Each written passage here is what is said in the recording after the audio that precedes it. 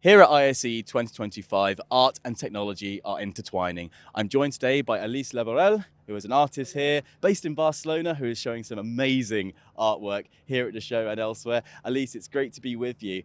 This is a big show.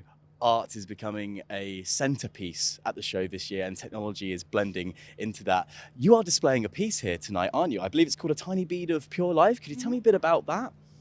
Sure. The tiny bit of pure light is a word or a sentence extracted from the essay "The Death of the Moth" by Virginia Woolf.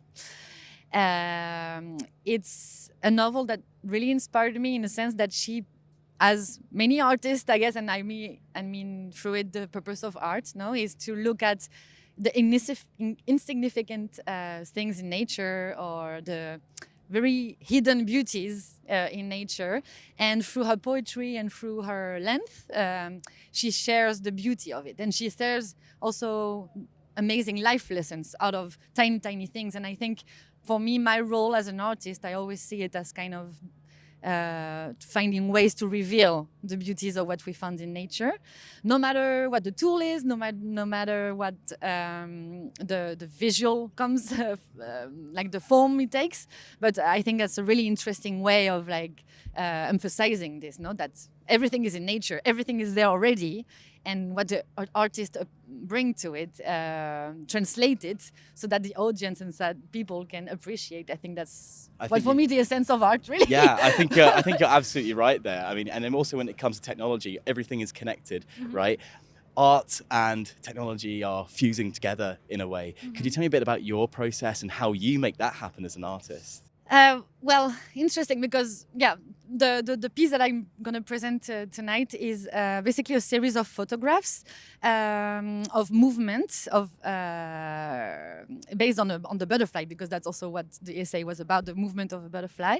So it's like a photograph of a frozen movement, and when you see in movies they go slow motion, or they go image by image to find a clue or something, an element in an image that they haven't seen because it went so fast.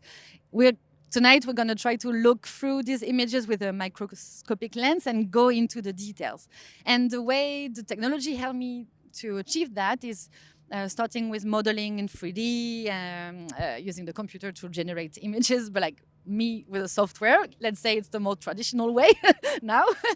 I used AI to kind of enhance the details, and that allowed me also to produce a content that would fit on such large screens, no? And the resolution, it allowed me to bring also Yeah, absolutely. And I think Virginia Woolf in particular, your inspiration is very much inspired by butterflies, and technology here does have a butterfly effect on the way that we work. So as an artist, what kind of technologies do you think are really going to define the future of the way that you work? What technologies do you think you'll be looking at or using in the future to enhance your work?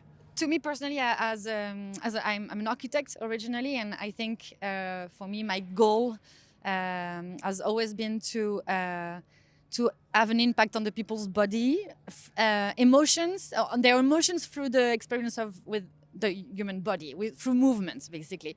And I find that bringing this content, this digital art, on larger screens and larger surfaces. The other night there was an amazing show at the Casa Valtio by artist Quayola, for example. It was an experience that allowed to bring people all together and to see it on a huge format. And I think that this kind of technology and this kind of screens and these kinds of resources allow the artist to generate an experience that is really close to architecture or to the environment, no, around us. It's not not anymore on a tiny screen. It's you can feel, for example, this butterfly, these insects or creatures I'm going to present today, they're going to be maybe 2 meters high, no?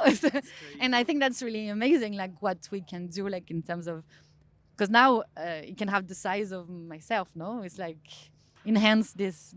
It's getting much bigger, no? And so for me, I see the technology working that way really, really well. Absolutely. And I, for one, personally, I can't wait to get down here tonight to see your work here on the big screens. Alice, thank you so much for your time. Thank you.